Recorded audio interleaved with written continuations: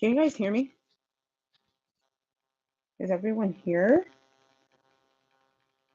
Let's see.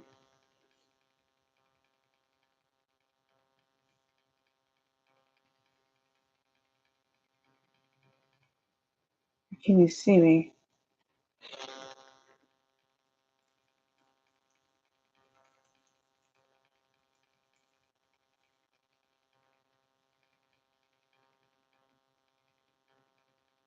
Oh,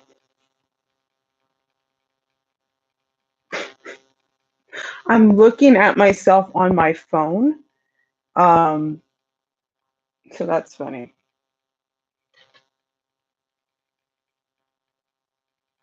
So many live streams I can't get.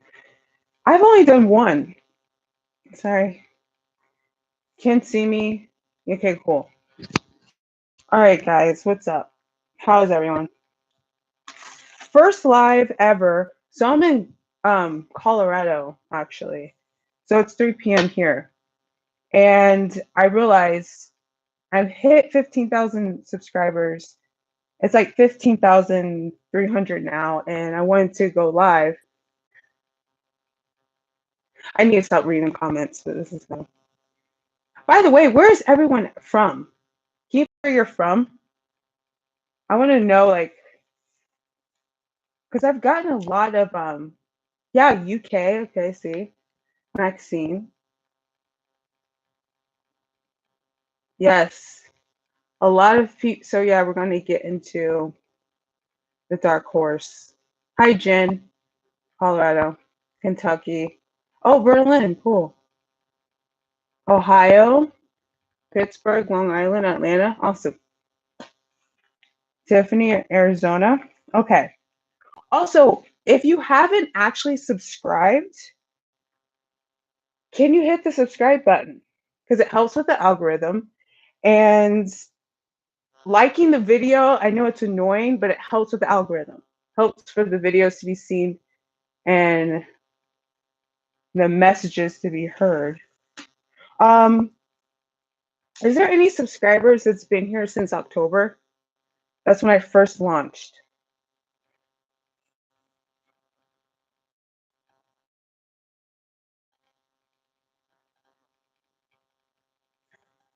Okay, so let's just get into this. I don't want to be on here long, but I want to answer some questions that I got. I got a lot of questions about the podcast, how I got on, um, and it's been overwhelming, but in a positive way. I did not know that one, I didn't know that many people were actually going to watch because I'm not known at all. And Bret usually has people on there that people know of, and like Jordan Peterson and other people like that. So I didn't think I was going to get many views, and I didn't watch um, the podcast when it premiered on his channel for a couple of days. I didn't read no comments, nothing. Um, the only reason why I knew I was getting positive feedback was because of the influx of messages I was getting from Twitter and IG, but I did not want to. Oh, hey, sorry, I need to quit reading these comments, but I want to like answer you guys. Thank you, Tiffany. Oh, Jen and the junior, awesome. I didn't know what people were gonna think, and I kind of just was like, whatever it'll be, it'll be. So first off, questions I got was why did I even start a YouTube channel and when? So I'm gonna take one of these out. October 2020 is when I started. I started the YouTube channel. I actually had a podcast when I was at New York University on WNYU. Shout out WNYU 89.1 FM. And it was called American Shade. I had a podcast called American Shade. And I was talking about race and social issues on there. Um, And it's funny because I didn't label it as a heterodox space podcast platform at all. But I wanted that platform to explore outside my comfort zone and my perspective. So I would look at things in the gray area, and I would bring on guests that had opposing views of the mine, and we would talk. And so I wanted to relaunch on YouTube because one, I graduated from NYU the end of December 2019. The pandemic then happened, and um, staff writing jobs for journalists, writers, if you are a journalist and writer, you know, I was declining. Let's just say that. I had offers lined up after I graduated, and unfortunately, those offers were postponed because they had to cut even their own staff. I talked to some people.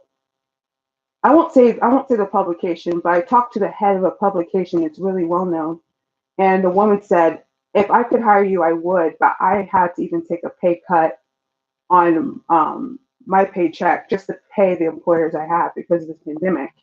So I knew that I could freelance, which I started to do more so. I was freelancing anyway, but I started to make that a full-time thing. And then I was like, you know what?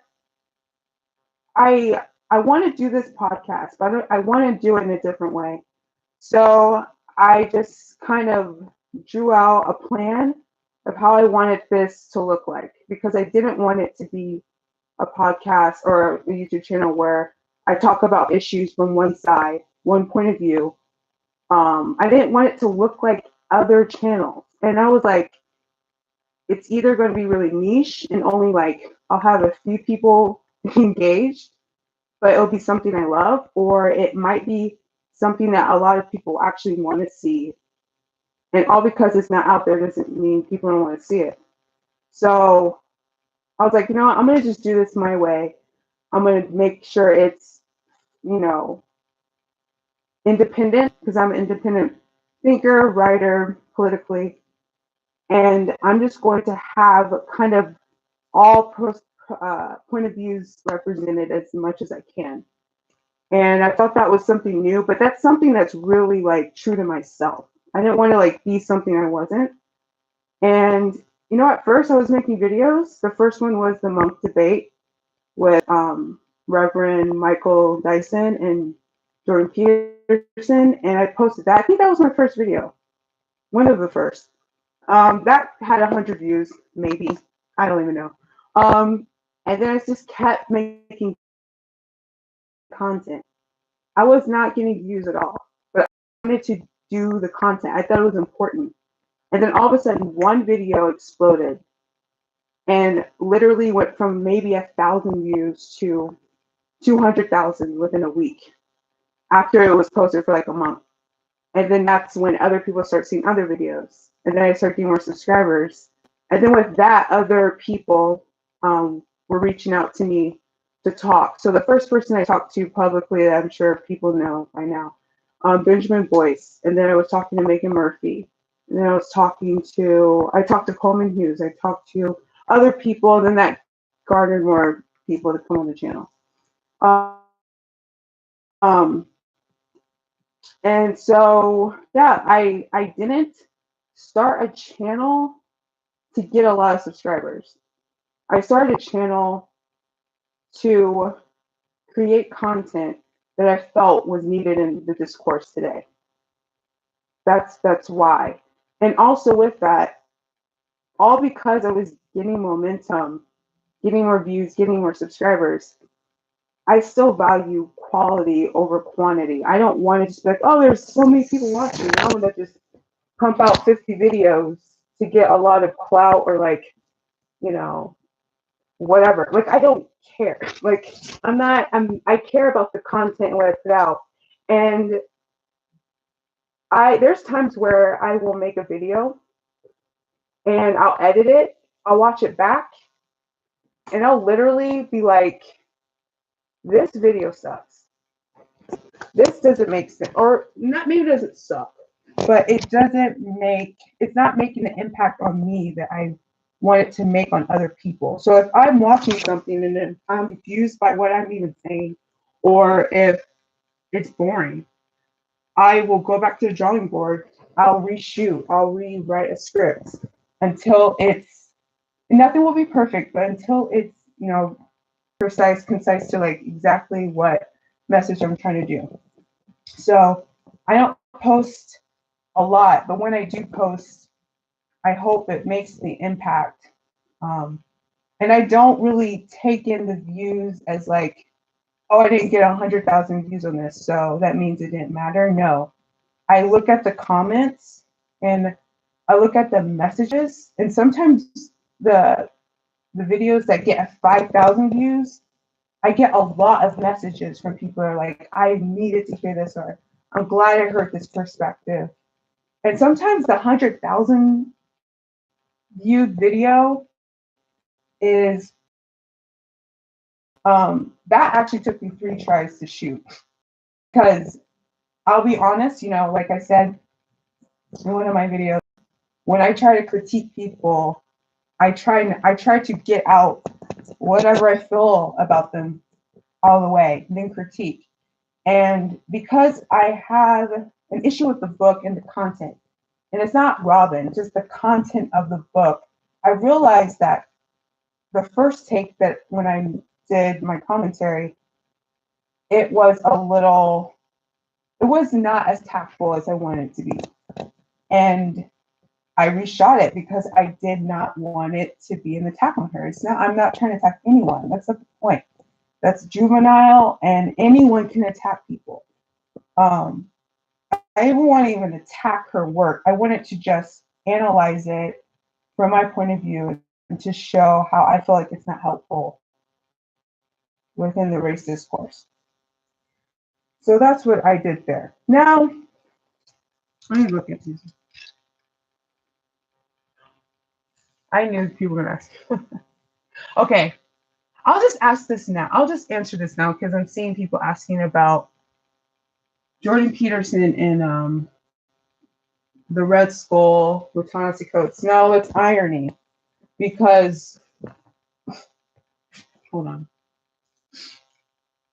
That's irony because when I was on Bret's podcast, it's the two people I said that I love ta-nehisi coats and I love Jordan, and you can love both. I still love both. And again, I don't look at anyone as a Bible. I don't know if people are like waiting for a response from me from the Red Skull comic. The thing is how I look at that situation. When you have two friends who you like both of these people, like you're friends with this friend, you're friends with this other friend, but those friends don't get along, or maybe like one of those friends just doesn't understand the other one. That is what I see in this situation. I don't think my opinion matters in this. I feel like not every single thing that happens in the world needs everyone's opinion. Like every conversation isn't for everyone, to be honest. And for me, I have nothing to add. I don't dislike Coates or Jordan. There's people that critique Jordan who I really like, and it doesn't mean I'm gonna like Jordan Peterson less. And in this situation, I do not know. I will say I was shocked by the comparison and shocked by the comment or the comic that he made, because I've been like, when I was his student, never brought Jordan Peterson up. I didn't think Jordan Peterson was someone that was on his radar. To be honest, I'm pretty sure he knew who he was, obviously, but I'm just I was shocked. But I would like to talk to Coates myself and ask him questions, and ask him why he made this comic. What was the thing about Jordan that you felt compelled to do this? That's the only thing I would do. I'm not going to just make an assumption and make a huge statement proclamation on something I have no idea about. So that's my thought on that. Yes. So let's get to the questions about with Bret. So how did it happen? People were like, how did this even happen? You know what? I don't know. I I started when I started my YouTube channel, I hadn't talked to anyone. Like I wasn't no. I have a degree concentrated in cultural reporting and criticism, and so in a sense, I have a degree being a cultural critic in a sense. Thomas Chatterton Williams actually was in my program 11 years ago, 12 years ago, before me. And so he's got trained in criticism from that program too, which this program is amazing. If you're interested in CRC at NYU, do it. If you're interested in criticism, do it. It challenges you and who you are. It is, yes, it challenges you to your core, but it's great. And I think everyone should take a criticism course because it really makes you think about what the heck, why do you think about the things you think about? Are these your ideas?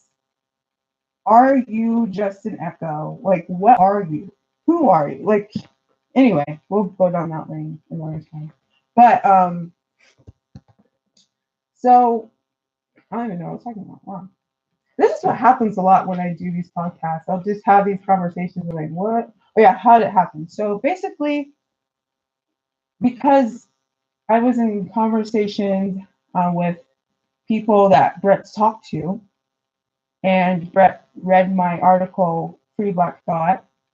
He saw some of my YouTube videos. He knew about my background with my activism. He thought it was just an interesting journey, and he just wanted to talk about it. So we set up a Zoom call, probably a month and a half before this, we actually taped this podcast. And this happens a lot. People, like, if someone like a Bret or even a Joe Rogan, I'm sure, or a Russell Brand might set up a pre-interview with someone just to see the vibe of that person, just to see, can we talk for more than an hour, or is it going to be kind of like, you know, white noise? Like, is this worth a conversation? And me and Bret, he just asked me a couple questions, and then we just were talking and talking, and before we knew it, we talked for over an hour about stuff.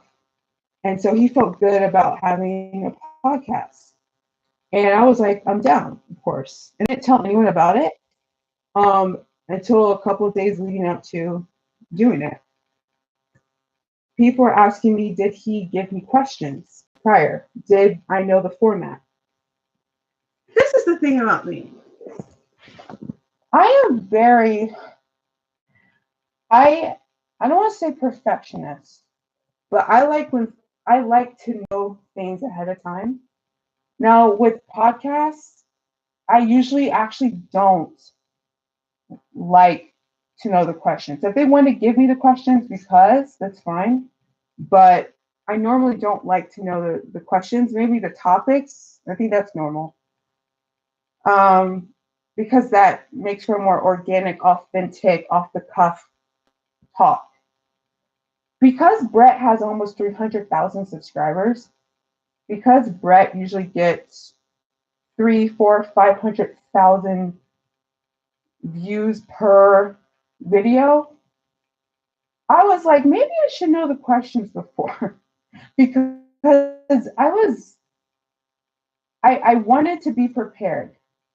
But then I thought, you know what, I might be overly prepared. Like if I know the questions, I might sound robotic. It might not be authentic. It will be authentic because it'll be my words, but maybe I'll be holding myself back from something in the moment from coming out and just reciting what I practice. So I will be honest. When I was talking to his assistant, I was like, I know the topics we're going to talk about because we already had the pre-interview, but can I know a couple of questions beforehand? And more or less, which I'm very upset that Bret likes to have the cuff conversations. Of course, you know the topic always works out. She's like, don't worry, like you're fine. If there's anything that you say that you don't want in there, we'll take it out. Like just it's fine. I'm like, okay. And so to be honest, if you were asking were you nervous, when I did the um the podcast with him, I wasn't nervous. I wasn't nervous talking about to him. Um and also people were wondering if it was longer because we talked for 2 hours. So we talked for 2 hours, but we're probably talking 3 to 4 hours. But the thing is like when we were talking in the beginning, where I was like saying like where I was from, my background, blah blah blah. Like something happened with the Zoom, or something happened with like my side. I don't know what happened, but like a good chunk of the interview was gone. So we had to restart. Um, but I mean that's not a big deal. It was just the beginning, which actually worked out good because I was just like rambling on. So the second time I was able to, you know, consolidate my words better. So you didn't miss anything with that. If anything, you didn't have to hear me ramble on about stuff. Um, so yeah, it was 2 hours. What you saw was not rehearsed. We None of those questions I knew, and the questions I asked him were off the cuff. The questions he asked me were off the cuff. I mean, obviously, like where are you from? Blah, blah, blah. Like yes, but all those other things that were happening was in real time in the moment. And I was actually excited the more that we start talking because I felt like this was a conversation that one might have with a friend behind closed doors. It's not really something you hear people talking about, maybe in an open public forum. And after people asked, like, after it was done, what happened? So after, he cut the episode and we were like, thank you for coming on, Brittany. Well, to be honest, we both were like, I think this is going to be really good. I was like, I think this is going to be good because I know I said some things I was like, should I have said that? Should I? And I was like, you know what? Yeah, I needed to say it. Like maybe these things aren't normally said out loud and they need to start being said out loud. And the same on his end. And we are pretty stoked about our conversation. The thing is I'm not nervous doing podcasts. I think I said this on Twitter. I'm not nervous doing podcasts. I don't like hearing myself back. Like I hate hearing myself back. The worst thing for me to do is to shoot an episode like on YouTube for my own channel and to edit it. Because I don't like hearing. It's like you think you sound a certain way or you said something like, "Oh, that was good," and then you rewind. You're like, "What were you talking about?" That happens a lot. And but the thing is I'm always pleasantly surprised that the conversation always is like you play it back, you're like, "Oh, it's going to sound horrible," and then you hear it and you're like, that was good. Like, is it perfect? No, but that was better than I was thinking in my mind. So the thing is I took days away from seeing it though. I didn't see it. I didn't read the comments on it because, and the thing is I went through the comments maybe twice since doing it.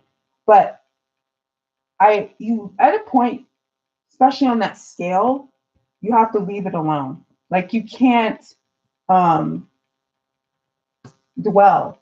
You can't look at every comment and be like, oh man, like you can't. At a point now, I kind of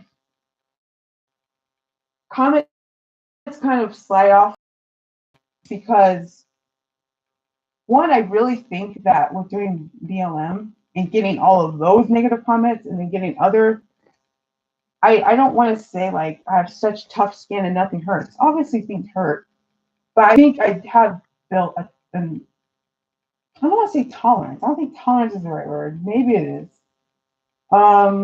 Maybe thick skin is the word. I don't know. I don't want to sound like I'm all an OG, like whatever, because things do bother people. It doesn't matter. But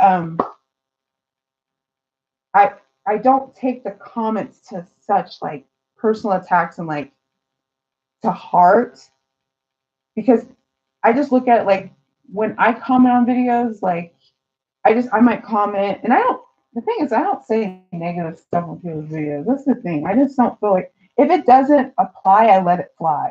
Like it would take something horrible for me to even comment something that has an emotion because I'm just like, you know what they said I don't agree with, but I'm not gonna spend 50 minutes writing a huge comment out to them. Like it's not no point.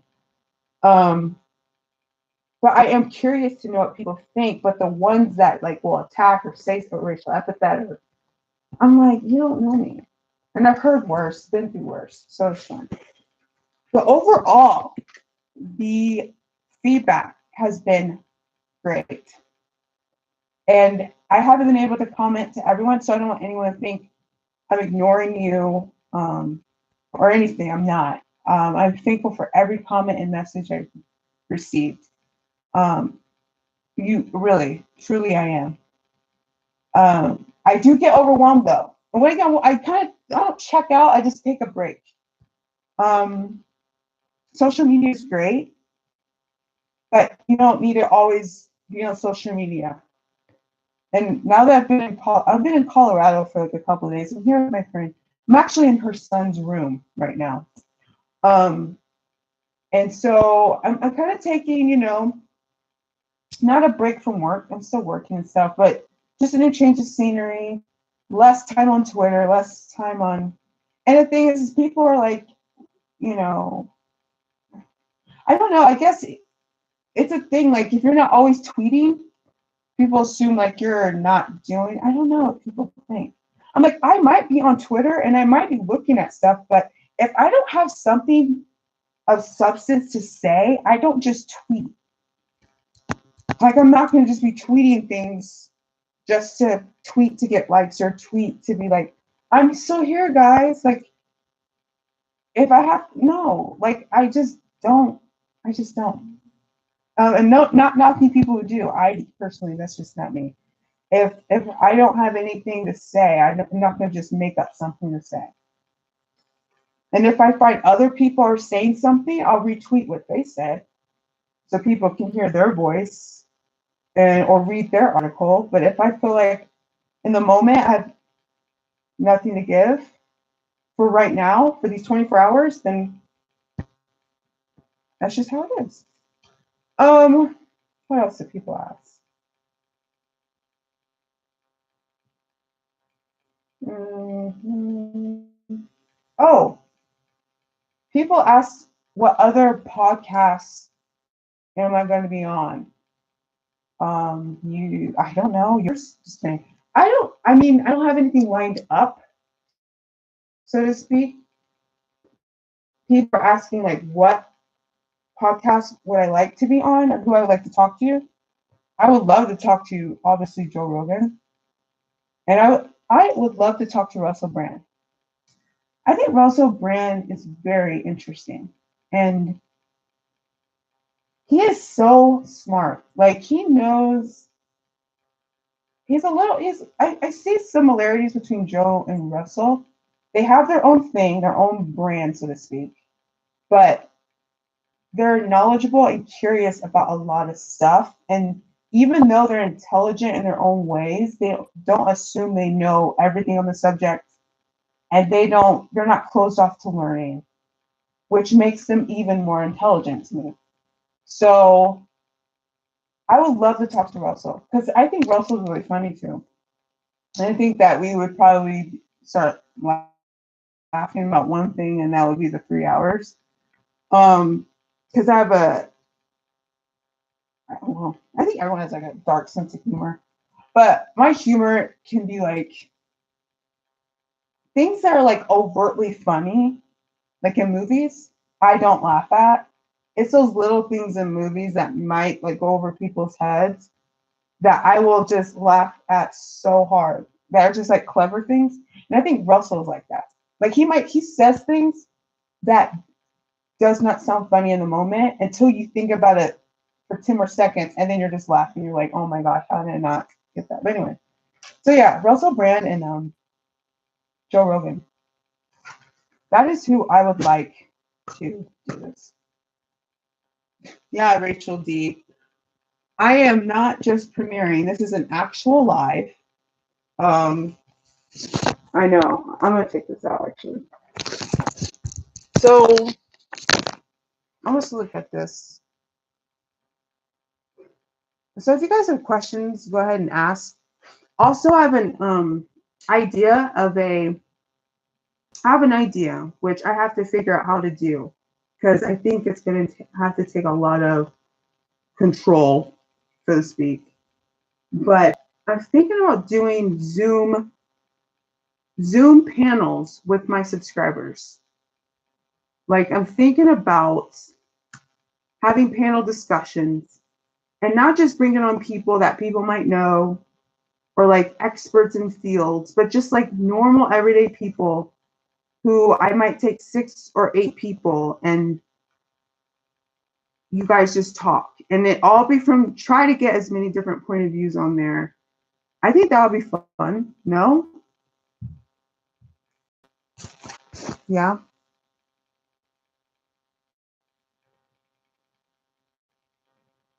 Davey said, can you spill the beans on Aisha? I mean, it's not really secret.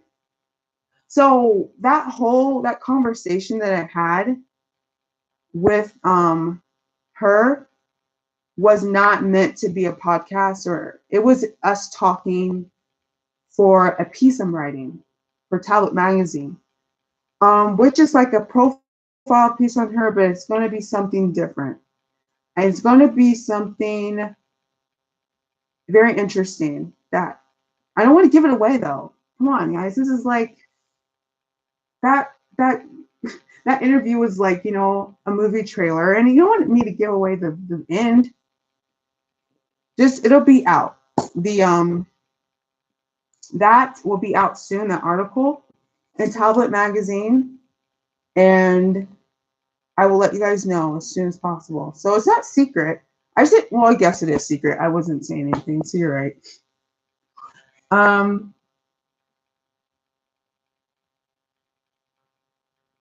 Yes, I agree. Next.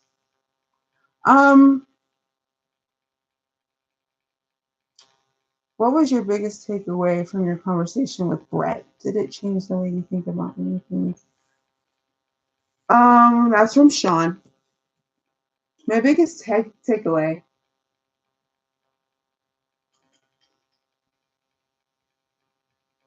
You know what? Two things. The moment when Bret was talking about going in the park and seeing the Black family, and that on normal circumstances, even maybe 2 years ago, a year ago, when the tension with race wasn't so, high, he would have engaged in conversation with this family like normal. But because race is something that's so heavy, I mean, obviously it's always been heavy, staunched in everyone's mind more so now. And people are more on edge. People are, weary about things now. The way he described the moment about not knowing how to interact and then going around and like in his mind thinking like being paranoid, when he said that, and then we had that like organic exchange where I said like that's how Black Americans, at least for me, feel sometimes when we're not sure if our color's a problem. And it's not meant to do, it's not oppression Olympics. It really is not. It's not meant to be like victimization, to be a victim. It's not at all. But sometimes when you're just not sure if you're being mistreated because of your skin, it's not even something that you might overtly talk about. So there's a lot of times where I have felt, and it could be very much true, and there's times where it is because of my color, and then there's times where it's not. But just the paranoia for me now, I really, I wait and I don't react, because reacting, it, it depends. It depends on when you should. But just that moment with him, I'm not going to go on a tangent, but with that moment with him was really insightful. And then also the moment when he asked me, what do you think white people are thinking when you aren't in the room? Like, when you leave a room, what do you think they're thinking? And this doesn't happen all the time. Obviously, it's not like when I go in every room where there's a white person, I leave, I'm not thinking like they thought something bad of me. No. It could be happening in the room though. If I'm the only black person, it could be, I could be thinking things, just normal human thoughts. And the fact that he said, and I forgot the age that Bret is. He looks so young. It doesn't matter. He's like 50 something. Doesn't look 50. When he said that's never happened. When he said, like, you know, with me, he said, with me, I've never been in a room where what you think might happen, that has not happened with me. And it's not to say Bret is every single person, but that, I don't think I've ever, and this isn't to be like, oh, we were groundbreaking, but I don't think I've ever heard that type of exchange within the race discourse, of just being vulnerable, of me just being honest about, you know, this is what I think sometimes, and then him being like, this has not happened, and vice versa. And I was like, that's interesting. And that's funny, because that's a moment where a lot of people commented on, from this channel that you guys are watching, and from his channel, his fans said that that moment was eye-opening for them. Also, something that's been great, and like I said, I'm pretty open with how I've been involved with BLM when I started in 2016 with my organization. And I talked about the phases, phase 1, phase 2, phase 3.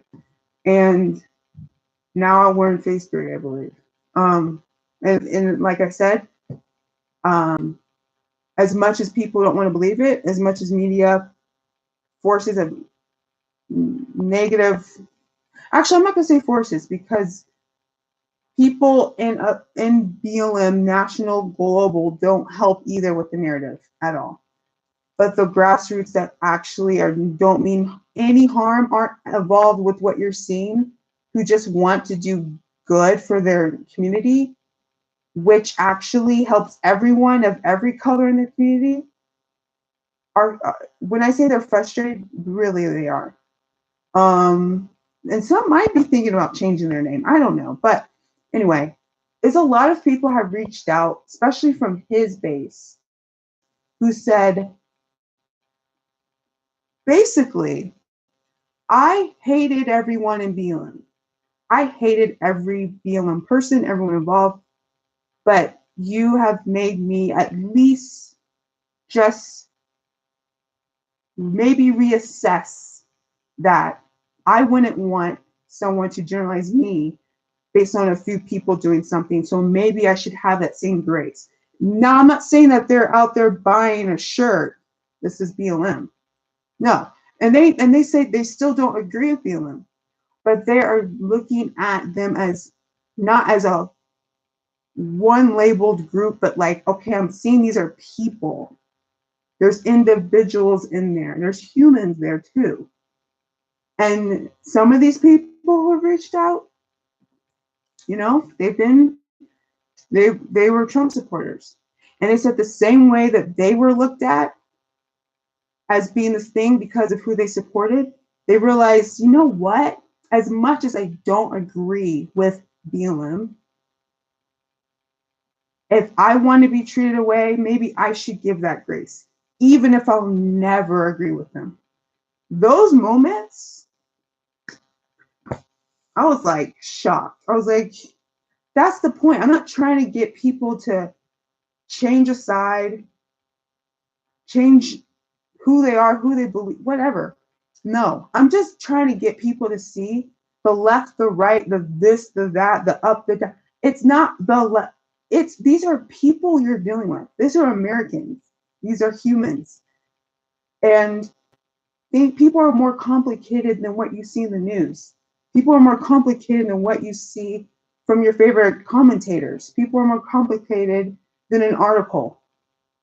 And I have to tell it to myself because there's times where, of course, I'm human. I'll generalize. I have, and I will continuously. We all will. But it's to always have it in your mind to be like, what? Take a step back. Like, who are these people you're actually talking about? Because you're just describing the left when you're actually talking about a person. Talk about the person, but talking about them like they're just, an mythology. But I saw that was a lot of comments I was getting with that. People sharing those sentiments. That really mattered. Of course, it matters when people are like, you and Bret's conversation was great, or like I'm a fan or whatever. But when people tell you that I see people as humans now, that's amazing. Like that people are like, I've did the exact same thing I hate that people do to me.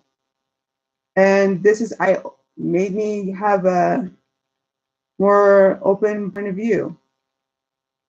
And I think that's where it has to start, because there's how many millions of us?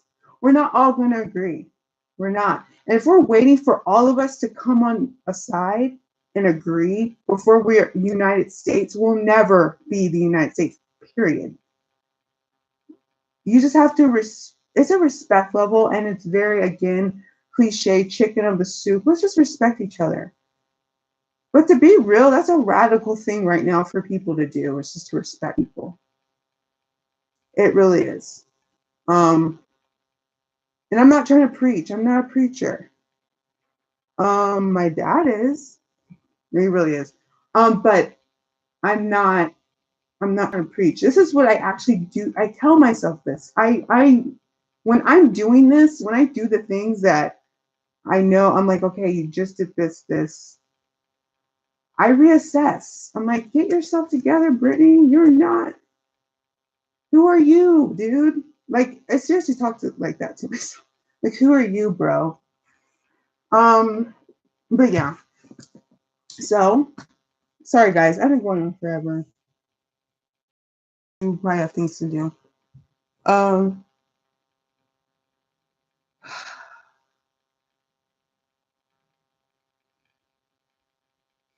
Do you think Antifa has good chapters too?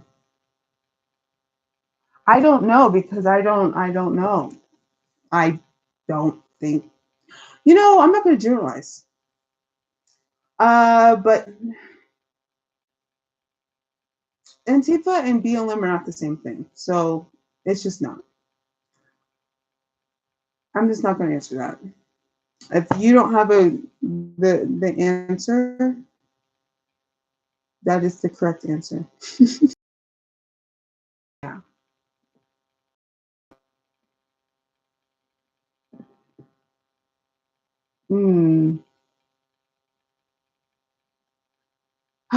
Yeah. Okay, what else? I was thinking. Okay, so it's been 45 minutes and I don't have any other. I answered the questions. I will. So the next group panel that you guys will be seeing will be in May. And I got together 8 people, and it's going to be a discussion on CRT and basically CRT and anti-racism in the movement. There'll be 4 people pro, 4 people con.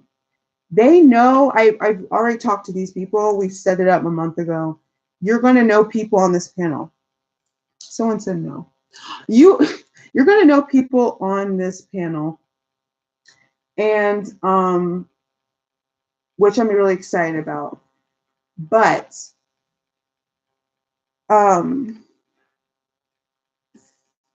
they are not. I said this is not a panel where a side is victor.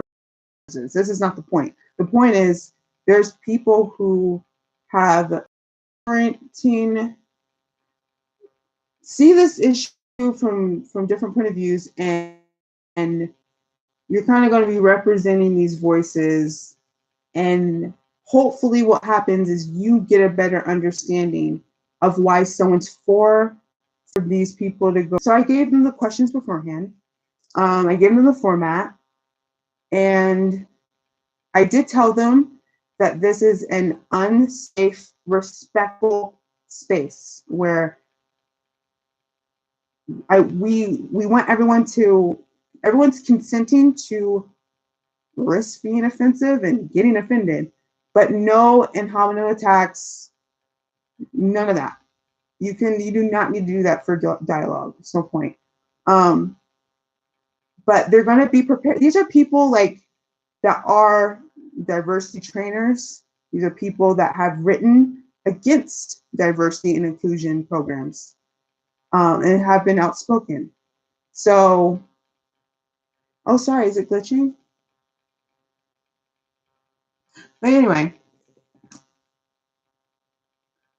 oh, someone's asking who is it? Who are the people? I will do that list when the time comes. It stopped. Sorry. Okay. All right, guys. I'm going to answer 3 more questions, and then I'm going to get off. So, who has a question?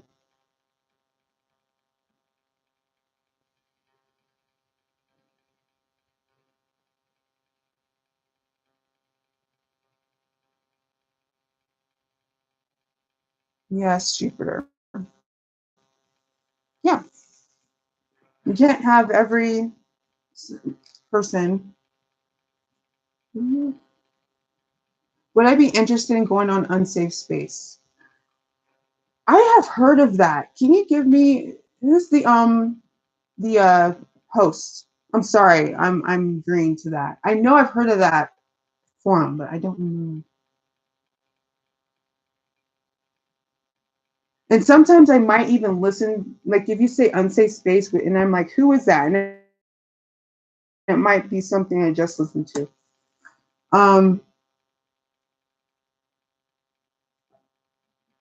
Frederico, I did answer that about ta-nehisi and Peterson.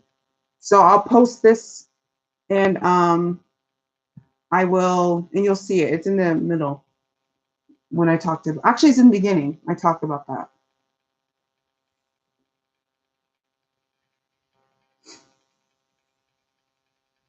Oh, okay.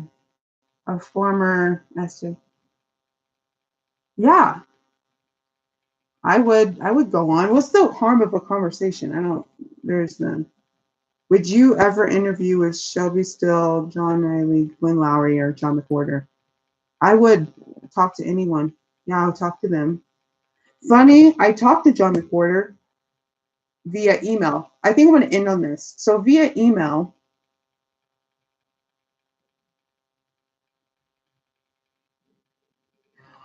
okay. Someone just asked a question. So I talked to John McWhorter via email. So the whole thing with, and I made this clear in another video I did. um, when I don't want to be demonetized for this, so I don't want to say the word, but starts with an R, ends with a T. When Kendi said that John McWhorter was starts with an R, ends with a T, because he critiques his work and everything like that. So the catalyst to that is a question I actually asked Kendi when I was on when I saw him on a Zoom lecture, and I tuned into this panel because he was Cornel West was actually on this panel, and I love Cornel West. So that's really why I really wanted to the Q&A. I really wanted to ask Cornel something. But when I was hearing Kendi talk, I was like, oh, I'm going to ask him a question.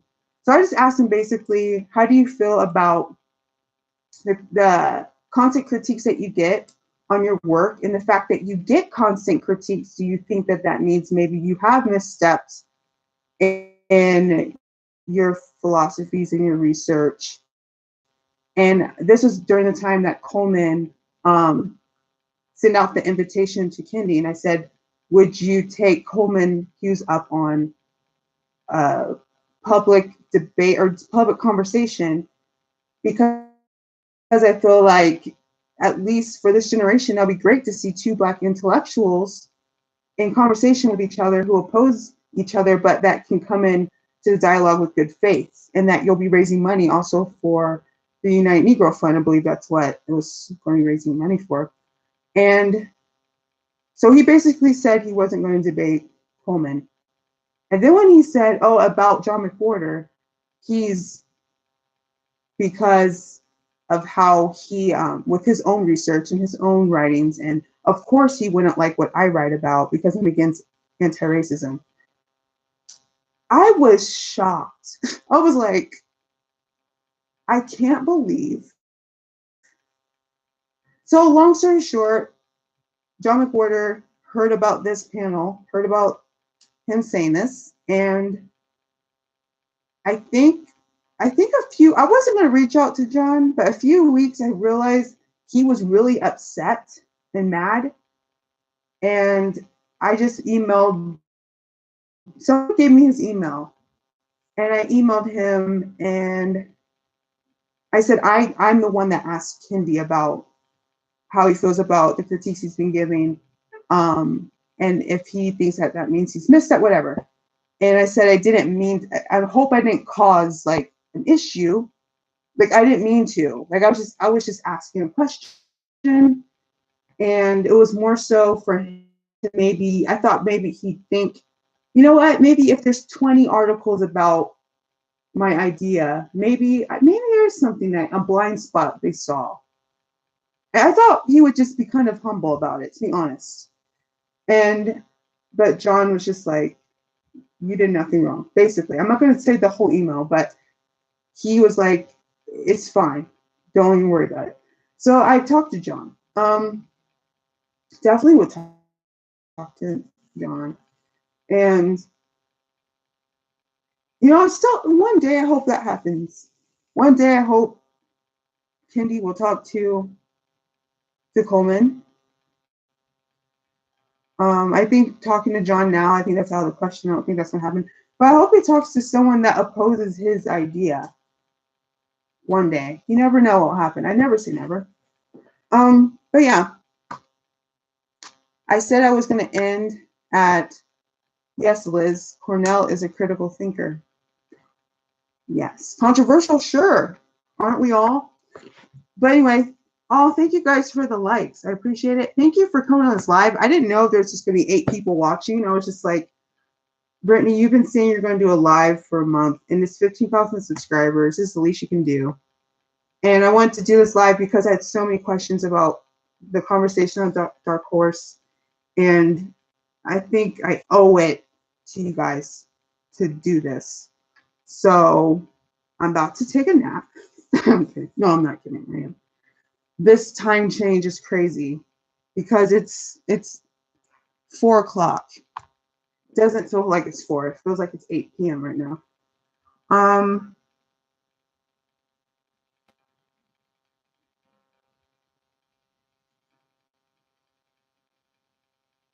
But yeah. Thank you, Jupiter. Thank you, Marcus, for that. Okay. Well, I'm just gonna say thank you, and I'll do more lives, and I actually want to do a live where I might bring on have another. I want to do a live show where you guys can ask me questions, like call in and ask questions, because doing this and trying to read and trying to talk is not easy. Now I understand what people go through, but I would love to do like a call thing where I do a live and maybe you guys call in about an episode that you like, disliked, I don't know, and we can just talk. Um, and maybe you guys can talk to each other in ways. And hopefully you guys are like connecting with each other too. That'd be cool. So peace. Get on Clubhouse. I want to get on Clubhouse, but I don't have an iPhone. Android all the way. Anyway, this is not a commercial. Okay, guys, bye. Have an awesome weekend. Be safe. And peace, love, less shade.